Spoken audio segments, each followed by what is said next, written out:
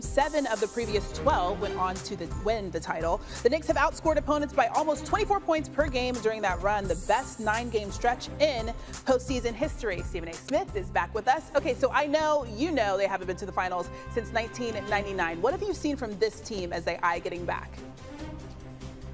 Well, listen, I mean, first of all, you're led by Jalen Brunson, who's averaging 28 and 10 on 49% shooting. He's been absolutely sensational of scoring game one, of playmaking game two. Josh Hart, the Energizer Bunny, he's come together. He's handled his business. Very, very happy with him. Mikal Bridges, let me say this. Let me bring this thing up. I've been all over him because I needed more. And he's been giving it to us. The man's shooting about 60% from three-point range. He is averaging over 18 points a game. They're getting offense. They're playing together. They're playing unselfishly. They're playing stout defense, particularly when it counts. They keep this up, obviously, they're going to the finals. Just like I said, they're going to the finals. That's how it's going to go down. Knicks up 2-0 in this best-of-7 Eastern Conference final series between the New York Knicks and the Cleveland Cavaliers. Josh Hart showed up, showed out, had about 26 points last night, hit about 5 threes.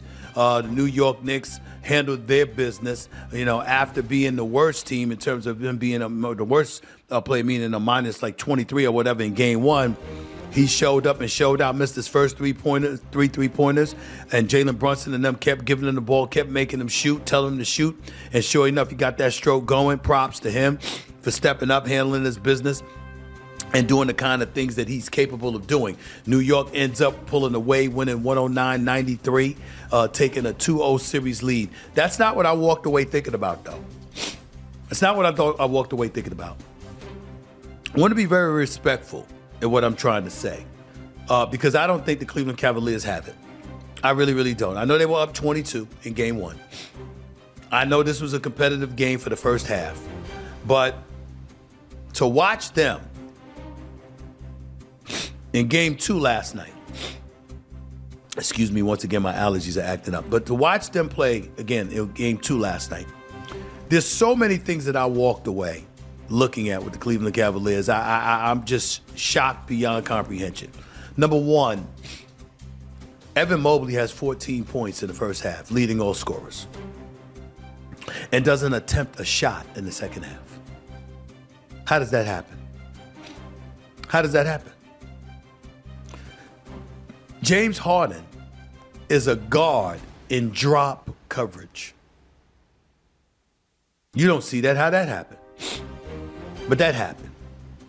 On one occasion while he was in drop coverage, he literally ran away from the ball and went to the defender near the top of the key, giving Jalen Brunson the entire left side of the court to drive to the basket. I saw Josh Hart literally stand outside the three-point line, figuratively speaking, of course. But this is how much time he had. He was so wide open. He had an opportunity to call his girl, his wife, and say, honey, I want some Uber Eats. Could you order that for me after the game and all of this other stuff before he attempted the damn shot. That's how wide open he was. That's how wide open he was. Made absolutely positively no sense to me how bad Cleveland's defense was. So that certainly was another element, right? So I got to put that out there. And last but not least, it all comes down to this. Cleveland's defense sucked. It was virtually non-existent. As my man Jay Williams pointed out, it was strategy in terms of giving in terms of giving Josh Hart open shots, but not OG Anunoby, not Mikal Bridges, not Karl Anthony Towns. Everybody was open. They were playing no defense, offering no resistance, and on top of it all, Cleveland couldn't hit any shots. I saw this last night, and I was like, this is not an Eastern Conference Finals team. Plain and simple. Which leads me to a bigger point that I need to make. And I feel I owe it to y'all to make it because I made it on First Take this morning, so I'm going to make it here right now. Just so everybody knows where I stand. The New York Knicks have now won 9 straight in the playoffs since being down 2-1 to Atlanta, averaging averaging 122.3 points per game on 54% shooting from the field, 41% from three-point range. 8 of their 9 wins have come by double digits. And you look at the historic run that the New York Knicks are under. Their shooting percentage over the winning streak is the largest for any team over a 9-game stretch since the 1987 Lakers. You look at all of that, and you look at the New York Knicks and what they brought to the table, and here's the reality of the situation that can't be ignored. Unless they win the championship, chances are you're still going to have to make changes this summer. I'm not bringing it up to belabor it. I'm just bringing it up to let you know where I stand on these airwaves, since I've said it on other airwaves. And I want you to know where I stand. Because when I look at Oklahoma City and San Antonio, I see the 2 best teams in basketball. Now, there are some that believe that the Knicks would lose to OKC. I'm one of those people. But that they beat San Antonio, I'm not so sure. I'm not so sure. And it ain't just because of Wemby. It's because of Stephon Castle and Devin Vassell. Or Vassell. And Dylan Harper. And Champagnie. And 6th Man of the Year, Keldon Johnson. I mean, San Antonio's got weapons all over the place. And they're deep at the guard spot. Maybe not the point guard spot. Because with De'Aaron Fox being out, Stephon Castle has on-ball responsibilities, and he's got 20 turnovers in the first 2 games. I understand. But if you got all your ducks in order, if De'Aaron Fox can play, if he's not still being plagued by that high ankle sprain, San Antonio and OKC, probably the 2 best teams in basketball. And if you lose to them in the NBA Finals, how do you stand pat if you're the New York Knicks? We don't have to belabor that now. I'm just telling you because I wanted to make sure that it was out there. Since I said it elsewhere, I wanted to make sure I said it right here to my audience. If you're the New York Knicks, the only way you don't make changes this year is if you win it all. If you don't win it all, you still might have to make changes. Because the Eastern Conference is only going to be better next year.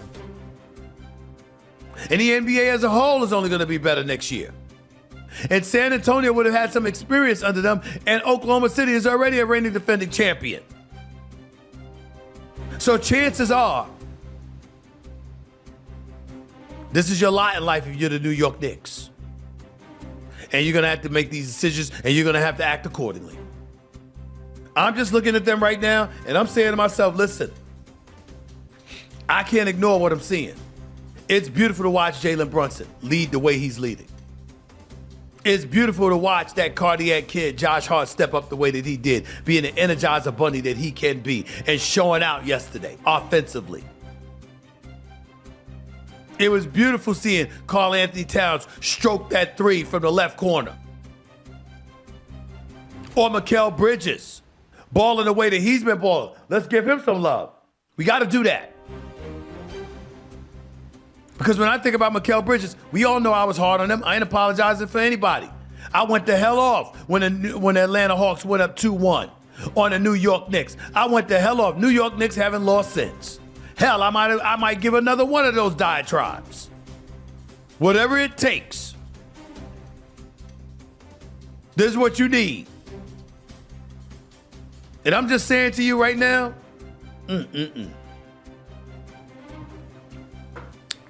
Mikal Bridges, 19 points, 9 of 12 shooting from the field. Karl Anthony Towns, 18 points, 7 of 12 shooting from the field, and 13 rebounds. And 3 3-pointers. The New York Knicks look like a well-oiled machine. But it's been against Atlanta, Philadelphia, and now Cleveland. Forgive me